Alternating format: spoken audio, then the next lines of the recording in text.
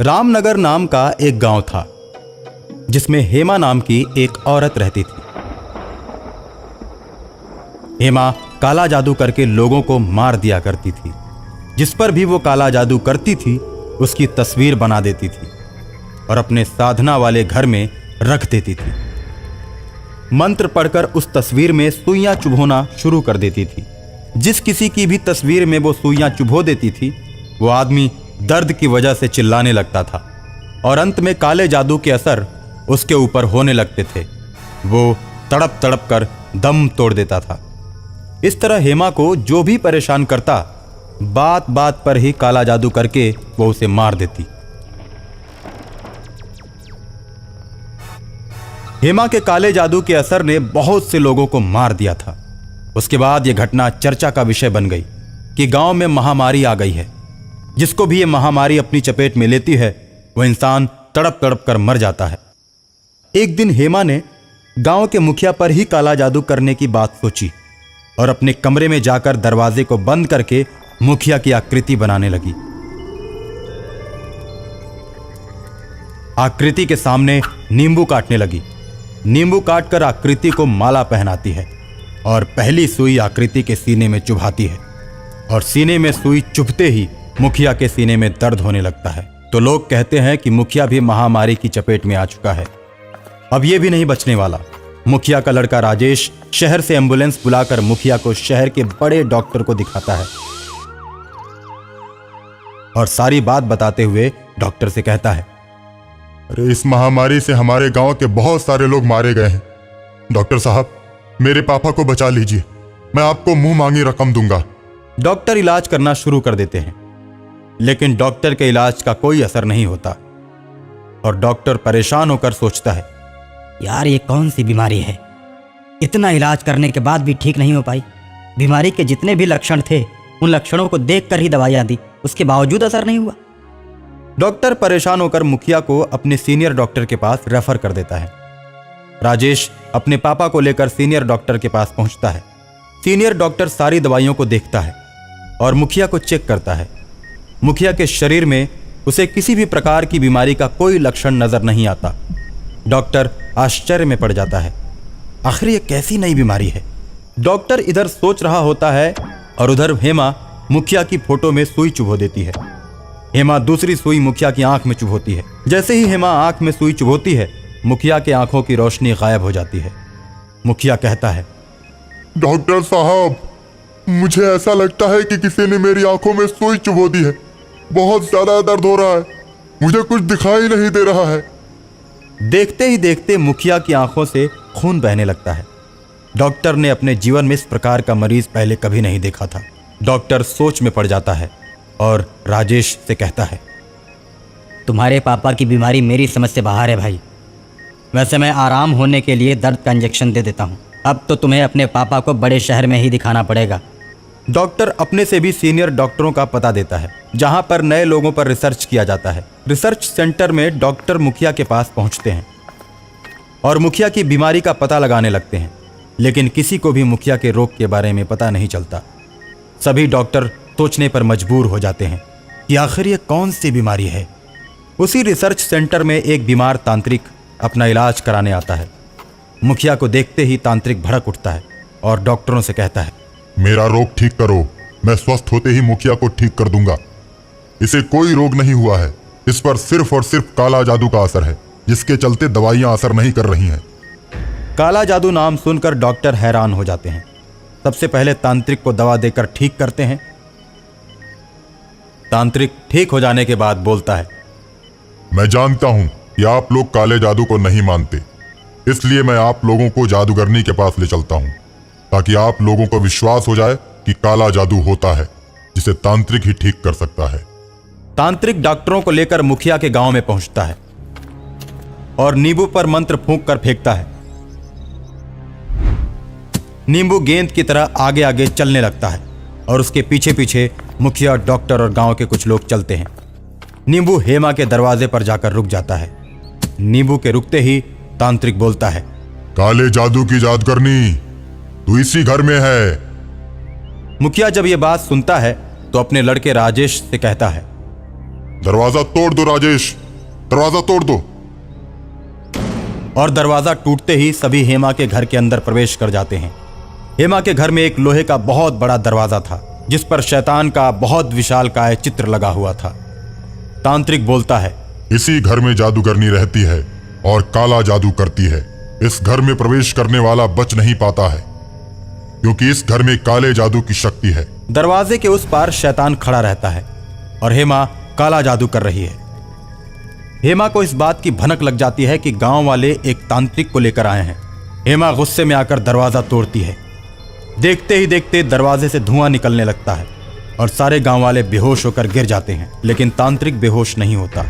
वो अपने झोले से छोटी सी जादुई छड़ी निकालता है और जादुई छड़ी से डायन को मार देता है। डायन जादुई छड़ी के प्रभाव से चिल्लाने लगती है और गांव छोड़कर चली जाती है। डायन के गांव छोड़ते ही सभी बेहोश लोग उठकर खड़े हो जाते हैं और मुखिया भी ठीक हो जाता है। डॉक्टर जब मुखिया को स्वस्थ देखते हैं तो उन्हें भी इस काले जादू पर विश्वास हो जाता है। शहर और गांव में विकास की लहर दौड़ने के बावजूद आज भी कुछ गांव ऐसे हैं जहां आपको कुआं दिखाई पड़ेगा और जिसका पानी आज भी लोग पीते हैं और पीने के साथ ही साथ सिंचाई के भी काम में आता है। ऐसा ही एक गांव जो पहाड़ों की तराई में बसा है जिसका नाम रामपुर है। रामपुर गांव के लोग एक दिन कुएं से पानी भरने के लिए जाते हैं। कुआं बहुत ही गहरा और पानी बहुत ही नीचे। जब लोग बाल्टी खींचकर कुएं से ऊपर लाते हैं तो पानी की जगह खून निकलने लगता है, जिसे देखकर लोग हैरान रह जाते हैं और उस कुएं का नाम खूनी कुआं रख देते हैं। ये बात गांव में चारों तरफ फैल जाती है। चौपाल पर लोग इकट्ठा होते हैं और खूनी कुएं के बारे में चर्चा करना शुरू कर देते हैं। अकलू चाचा, हम क्या सुन रहे हैं? कुएं से खून निकल रहा है? मुखिया जी, उम्र 80 साल हो गई मेरी, लेकिन आज तक मैंने ऐसा कभी नहीं सुना था। अब तुम्हें कुएं के पास जाकर अपनी आंखों से देखना होगा। हमें तो समझ में ही नहीं आता कि इसके पीछे कारण क्या है। हमें लगता है कि हमें थाने चलकर थानेदार को इसकी सूचना देनी पड़ेगी। मुखिया जी चाहे कुछ कह लो, हमें तो ये भूत प्रेत का मामला मालूम पड़ता है। ऐसे कैसे कुएं से खून निकल जाएगा?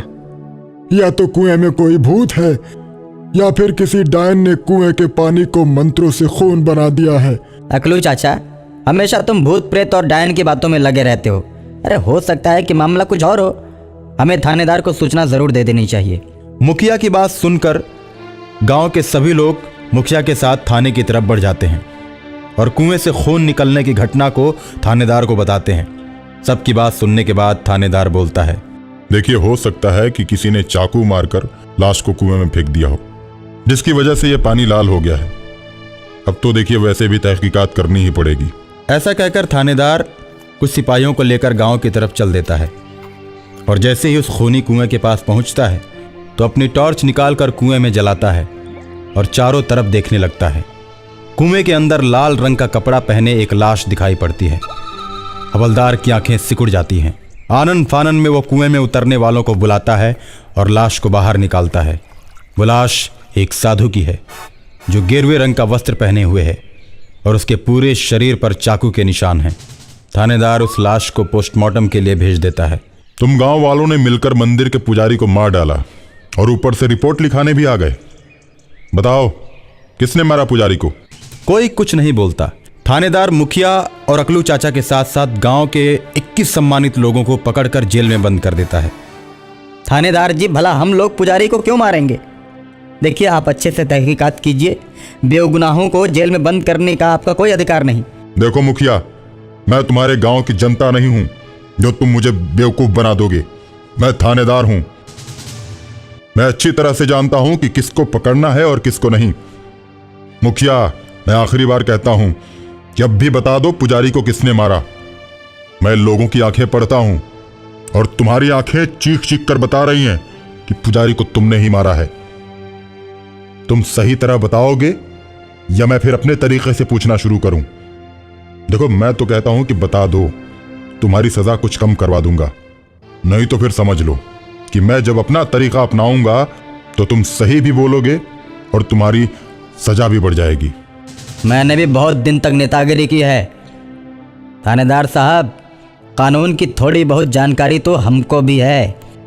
जब तक कि मेरा दोष साबित नहीं हो जाता तब तक आप मुझे नहीं पकड़ सकते। ठीक है, पोस्टमार्टम रिपोर्ट आ जाने दो, पता चल जाएगा। एक दिन रात में पुजारी की आत्मा थानेदार के पास आती है और उससे कहती है, मुझे मंदिर से पकड़कर रात में मुखिया और उसके सभी साथियों ने मिलकर मारा था और मुझे घसीटकर कुएं तक ले आए और उसके बाद मेरे शरीर पर चाकुओं से वार किया और मुझे कुएं के अंदर डाल दिया। थानेदार साहब, आपको परेशान होने की ज़रूरत नहीं है। इतना कहकर पुजारी की आत्मा गायब हो जाती है और रात में मुखिया के सामने प्रकट होती है और मुखिया की गर्दन को पकड़कर पुजारी की आत्मा उसे मार देती है और उसके बाद उसे घसीटते हुए कुएं तक ले जाती है और उसमें डाल देती है और उसके बाद थानेदार के पास आकर बोलती है, मैंने अपना पहला शिकार मार दिया, जाओ कुएं से उसकी लाश को निकाल लो। थानेदार को लगता है कि वो रात में सपना देख रहा है, लेकिन सुबह उसका सपना हकीकत में बदल जाता है और सुबह कुएं से मुखिया की लाश बरामद होती है। इसी तरह एक एक करके पुजारी सबको मार देता है और पुजारी की आत्मा श्राप देती है कि गांव में इस कुएं का पानी हमेशा हमेशा के लिए खून बन जाएगा। तब से लेकर आज तक उस कुएं में पानी की जगह खून निकलता है और इस तरह पुजारी अपना बदला पूरा करता है और थानेदार किसी को भी नहीं पकड़ पाता, क्योंकि आत्मा को कोई कैसे